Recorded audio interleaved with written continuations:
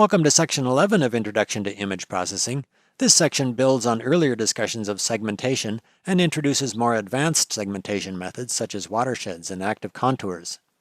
Methods discussed in previous sections included segmentation by thresholding and segmentation by clustering. For example, the bright yellow parts of this image can be separated out using thresholding based on intensity. Intensity thresholding works by converting the image to grayscale so that the intensity is given by the pixel value. The image histogram shows the distribution of pixel values. Segmentation by thresholding works especially well in examples like this one where the distribution of pixel values is bimodal or that otherwise shows a clear separation between different groups of pixels. Here is a manipulate result that has been set up with a slider for adjusting the threshold and an image showing white for pixels with values above the chosen threshold. In this example, a threshold of around 0.7 gives the desired segmentation. The segmentation can then be done by using that threshold as the second argument in the binarize function.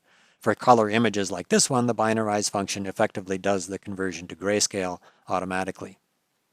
Segmentation by thresholding can be based on properties other than intensity. For example, this image could alternatively be segmented based on proximity to the color yellow, which can be computed using the color distance function.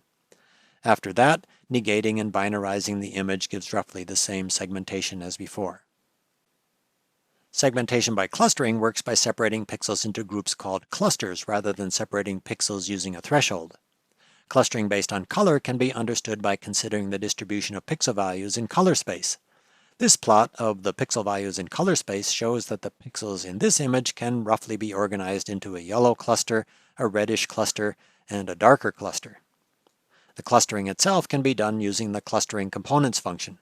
The clustering is done here in the LAB color space because distances in LAB color space are more similar to perceived color distances than are distances in other color spaces. The result is returned as a label matrix which can be displayed as a colorized image using the colorize function, or here is an input that displays the segmentation as three separate images. Thresholding and clustering depend entirely on properties of individual pixels like color or intensity, and so will not work if the pixels to be segmented all have the same color or the same intensity. For example, consider the task of separating this image into segments as shown here with a separate segment for each mark in the image. This is an example where all of the foreground segments actually have the same color. To segment this image, it is necessary to consider the locations of pixels and the connectivity of pixels to other pixels rather than just individual pixel values. One segmentation technique that accomplishes this is connected component segmentation, which puts every set of connected foreground pixels in a binary image into a separate segment. For example, start by binarizing the image to separate the foreground segments from the background. After that, connected component segmentation can be done using the morphological components function. As with the clustering components function, the result is a label matrix. This shows the colorize function used to display that matrix as an image with a different color for each component. Another method of segmentation that will work for this image is region growing, which works by starting with a seed point and repeatedly adding neighboring pixels that have a similar color until no more similarly colored neighboring pixels are found. There are several ways of finding a seed point. One method is to click on the image and use the coordinates tool to interactively find a point within one of the components, copy the coordinates of that point, and enter the region binarize function with those coordinates as the second argument. The third argument in region binarize gives the amount by which pixel values are allowed to differ from each other and still be considered part of the same region. A value of 0.3 works well in this example. For the seed point, here is a manipulate result that includes a control for choosing the seed point. This example uses region binarize with different seed points to select different segments of the image. A yet more difficult segmentation problem occurs when the regions to be separated have a similar color and are overlapping. For example, consider the problem of segmenting the individual red blood cells in this image. One type of segmentation algorithm that can work for this problem is watershed segmentation. Watershed segmentation can be understood as a flooding process in which drainage basins are flooded with the walls serving as barriers between the basins. For an image, the barriers between regions are often the edges in the image. To emphasize those edges, it is common to begin a watershed segmentation by computing a gradient magnitude image and to do the segmentation on the gradient magnitude image rather than on the original image. This input uses the gradient filter function to get the gradient magnitude image for the sample image. Here is a plot showing a smoothed version of the gradient magnitude as a surface plot. The surface is fairly complicated, but it is still possible to see basins that correspond to segments of the original image. As with many other segmentation algorithms, watershed segmentation starts with seed points.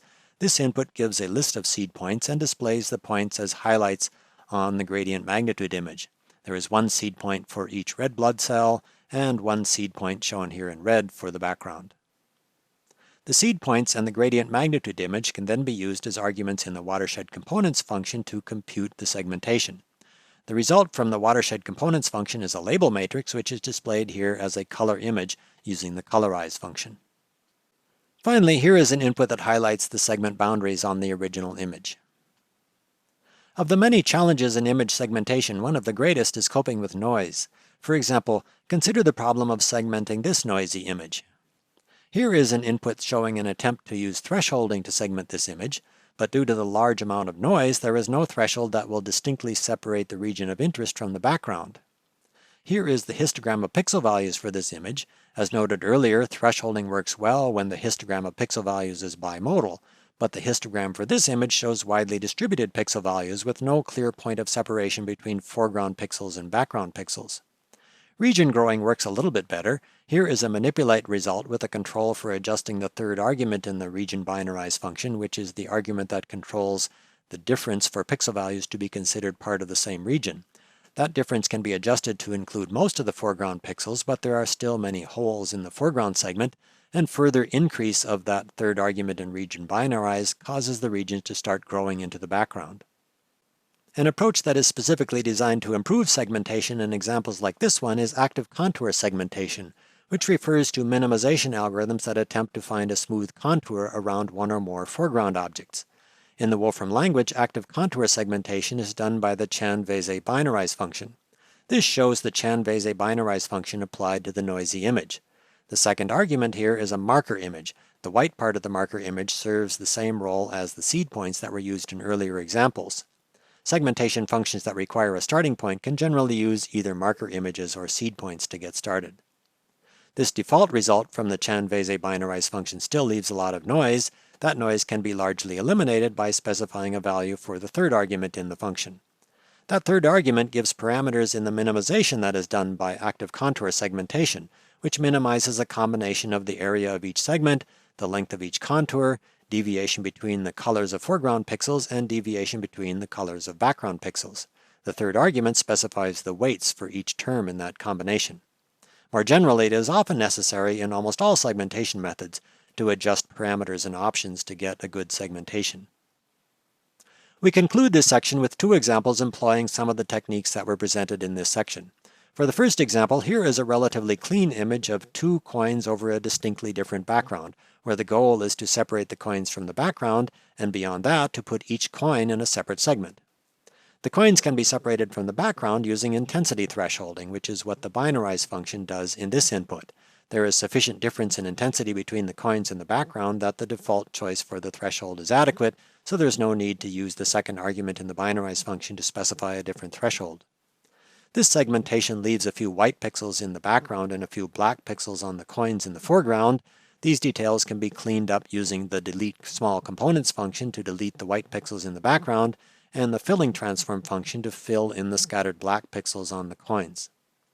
That separates the coins from the background, but the coins are still in the same segment since they are the same color.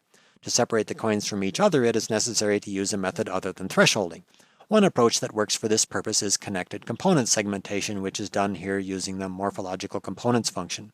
The result is a label matrix which can be displayed in colorized form using the colorize function. As a bit of an aside, segmentation of an image is often followed by analysis involving those segments. For example, this input shows an application of the component measurements function to find the location of the centroid of each coin, the perimeter lengths and areas of each coin, and their average intensities in the image. Finally, for a second example, consider the more difficult problem of separating the coins in an image where the coins are touching each other. This image can be segmented reasonably well using watershed segmentation. As in the earlier watershed example, it is useful to begin by calculating the gradient magnitude image using the gradient filter function, which has the effect of emphasizing the edges. After that, the segmentation can be obtained using watershed segmentation and a suitable list of seed points. The result is a label matrix, which is displayed here as a colorized image. One of the more difficult, or at least potentially time-consuming parts of this approach is coming up with a list of seed points. One way of getting the computer to work out the seed points is to start by binarizing the image using a threshold that primarily picks out the background. That result can be cleaned up using a basic morphological operation called opening, which in this example serves to remove the isolated white pixels. That result shows the spaces between coins. Suitable seed points are the centers of each coin, which are the points that are as far as possible from those spaces. The seed points can be identified by applying the distance transform function, which gives a new image where intensity is based on the distance of each pixel from the areas that represent the spaces between the coins. Seed points can then be obtained as the local maxima in that result, and those local maxima can be found using the maxDetect function. The seed points correspond to the white areas in that image, and that image can then be used as a marker image in watershed segmentation. This shows the marker image as red highlights on the original image, and this shows watershed segmentation using that marker image, which gives much the same segmentation as the one obtained earlier using the list of seed points. The image compose function can be used to combine that colorized segmentation with the original image to show how the segments line up with the coins. Given that segmentation, one bit of processing is picking out the coins that do not intersect the border, which is done by this input using the component measurements function to select segments for which the number of border pixels is 0. That's the end of the examples for this section. To summarize, here is some of the vocabulary from this section. This section introduced common segmentation algorithms, including a review of segmentation by thresholding and segmentation by clustering, and examples of segmentation using connected components, region growing, active contours, and watershed methods. As was shown in the example, segmentation often involves pre-processing of the image and adjustments to the parameters and options of the segmentation functions. Here are some of the functions that came up in this section. You can find more information about the adjustable parameters and options of these functions in the Wolfram documentation.